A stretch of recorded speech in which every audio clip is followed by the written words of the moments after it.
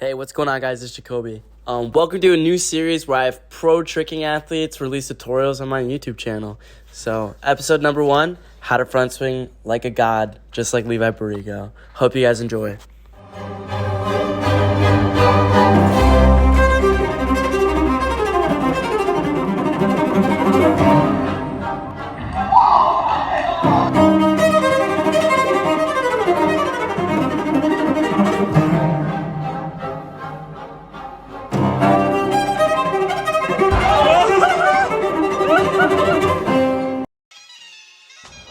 What's up, guys? It's Levi. Today I'm going to be teaching you guys everything you need to know about front swings.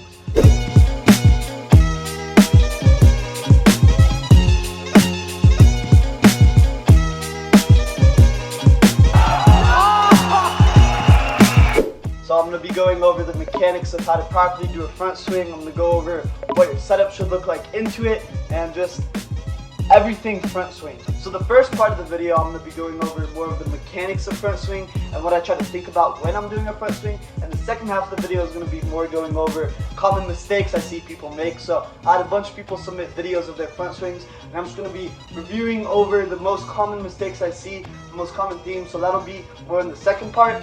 First part of the video, I'm just going to be explaining to you guys the most fundamental setups and the most fundamental parts of how to do a front swing. Alright, so I'm going to start off by saying this. Every single front swing that you do, every time you front swing into raise, it's going to look the exact same as when it comes out of aerial. Okay, so that's why I think having a really strong aerial front swing is the most beneficial front swing to have. You need to make sure you perfect it, especially if you want to do it out of shuriken cutters and gainer semis, because every time you do a front swing raise, it's going to look exactly how your aerial front swing raise looks like. So you shouldn't move on to these other tricks until your aerial front swing is dialed. You can relate every other front swing you do back to aerial semi. So for a big part of this video, I'm just going to be going over aerial front swing and how to get good at that. Because if you're good at aerial front swing, and if you can get power out of your aerial front swing, then you could get way more out of your shuriken cutter. I mean, you can get way more out of anything else. But aerial is the most fundamental trick to learn into your front swings. So even if you can already do it, I suggest that you get it primed. Because once you have that, once you have a good idea of how an aerial front swing feels, every other front swing feels the exact same. With that being said, you want to catch every single front swing just like you would in aerial. Whether it's out of shuriken cutter, whether it's out of cork, gainer semi, anything. Even sideswipe semi, Viking sweep, they all get caught just like you're coming out of an aerial. From what I know, I think the only exception to this is if you're starting off with a reverse raise or a hook carry through raise. Because with the reverse raise, you're not catching it exactly like you would. You're not catching it exactly like you would a front swing. You're more already starting hunched over. I'm going to touch on this more later and how to do a proper reverse raise, because I know a lot of people also want to learn that, and how to do hook carry through raise. So those are the only two kind of exceptions. But anytime you're front swinging into a raise, it's just like you're coming out of the aerial.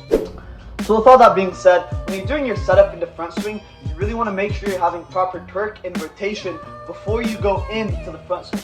So you want your rotation to start in your setup. You don't want to have to make a last second adjustment at the end of your trick to be able to catch it into the semi. You want your takeoff to be controlled, and you want to be able to rotate slowly into it so that you're already, by the time you land, you're already in the perfect position to hit the front swing. So you want a slow and controlled setup. You want your setup to be very controlled. You need to know exactly where you're going to land. And the only way to do that is by having your proper takeoff and by initiating the twist at your takeoff. This is why I'm using aerial front swing, because it's really easy to relate it to this.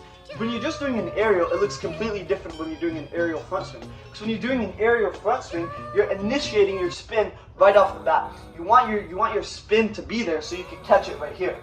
Alright, if you're just doing a regular aerial, then it's not going to work. So that same idea applies to shuriken cutter front swing and cork semi. You want all of that. You want your spin to be initiated from the takeoff so you can catch it perfectly. Alright, so we've talked more about the setup into your front swing, so now we're going to get a little bit more into the actual front swing. So first thing I want to note is when you're coming out of the front swing, your legs should be up. Alright, this sounds obvious, but your legs should be significantly higher than the other one. When you're doing it out of aerial, it's really easy to grab this leg and bring it up to your chest, and you can keep it in whatever position you want and however high you want as you're coming out of the aerial. This is a great way to learn it. This is the way I learned it when I was first doing aerial front swings. even for the first couple years, every time I did an aerial, I would just grab my left leg with my left arm and keep it loaded so it could just stay as high as I want it. And then right as my plant leg touched the ground, I would open up this arm and just let the weight of my leg swing backwards. That's a great way to keep control over your swing leg. So the whole point of grabbing your leg is just to you're loading your weight inside of that leg, so when you land you can release it and it can just go. So you could get to a point where you don't need the grab anymore. A lot of you guys are already there where you could just come out of the trick and you just need to have your leg up. Alright, so now you're landing and your front swing leg's a little bit above the other. You want to land straight up and down. You don't want to land too far back or too far forward. I'll get a little bit more into this when I'm going over your guys' mistakes. But you definitely want to land straight up and down with your chest up. You don't want to be hunched. That's another problem I see a lot, is people try to do their front swing and they're hunched like this. You want to land with your chest up, almost like you're standing straight up and down, and then your front leg is just out forward. I've divided the motion of your front swing into 2 different movements that I'm going to break down each of them. And so the first movement, which is a little bit less important, begins right when your plant leg hits the ground from your setup. And this is where you're going to find your spot, load your leg, and maintain your balance. And the second movement is after your swing leg crosses the parallel of your plant leg. So once your swing leg crosses the parallel of your plant leg, that's when the second movement starts. So there's a lot more mechanics involved in the second movement of the front swing, and it's definitely the more important part of the front swing. So when you're doing it, you start to incorporate a couple of different things. So after your leg crosses this axis, this is when you're going to start driving your hips over, swinging your left arm back with your front swing, and this should be at the same speed. So your arm swing should match exactly what your front swing leg is doing. So if my front swing leg comes back here, right as it passes this arm swing should be initiated.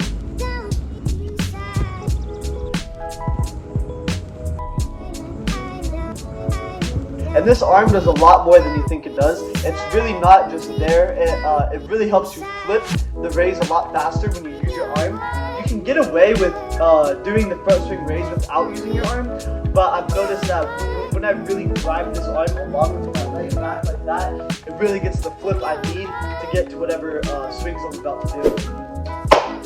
So as my leg is swinging, I also like to start turning my hips over. I only start really turning my hips over in the second movement. So I really think about focusing on getting my hips over my head rather than trying to bring my chest up. So my chest is more driving forward in the raise and my hips are turning up to the ceiling. I hear some people say that you want to turn your chest to the ceiling in the raise. I've never really thought about it like this. I always try to drive my chest forward and then bring my hips to the ceiling. So I want my hips to face the ceiling. So this part is really important, just making sure that you're driving your chest forward. You're driving your chest forward while you're simultaneously turning your hips over. And then here's another secret that I don't hear a lot of people talk about. But with my plant leg, I'm really pushing off of my toes. Especially in more of the second movement of the front swing, I always notice that I'm really pushing off my calf and my toes super hard to help get my chest forward. So pushing your toe into the spring floor as you're doing your front swing helps your chest get closer to the ground, and it also just helps you flip. So this is what I'm going to note: when you're doing your front swing, you want your raise to end just like you're coming out of a TBR. So you want to be on the same axis. Okay, so in review for your second movement of the front swing, you have your leg swinging back and then you have your arm matching that speed. Your chest is driving forward, your hips are going to turn over, and you're going to push off your toe. So you really want to incorporate those things. Really make sure you're thinking about those. I think that's the most important body mechanics to use in your front swing. Alright, so before I move on to reviewing front swing videos and going over some common mistakes, I'm just going to touch on reverse raise a little bit, because I know a lot of people really like that trick. I think it's a great setup, especially if you want to do cork variations out of it. I usually don't start off my swing chains in reverse raise, but if I'm trying to learn a new cork variation, or I just want an easy setup to throw something new, reverse raise is where it's at. Reverse raise differs from a typical front swing raise a little bit because of the way you set it up and the way you swing. So when you're doing an aerial front swing raise or shuriken cutter or gainer semi, you're swinging straight back like I was saying. But with reverse raise, you are throwing yourself to the side just a little bit more than you would. This is a very relaxing setup. It just kind of flows very well, so it doesn't feel like you're putting in a whole lot of work. But the basic footwork of it is you're starting with, if you twist to the left, you're starting with your left leg out. If you're twisting to the right, you start with your right leg out. and you're just gonna do one hop over to the other leg. So for me, I spin to the left, so I start with my left leg out, and I'm just gonna jump and rotate about 3/4 of a circle.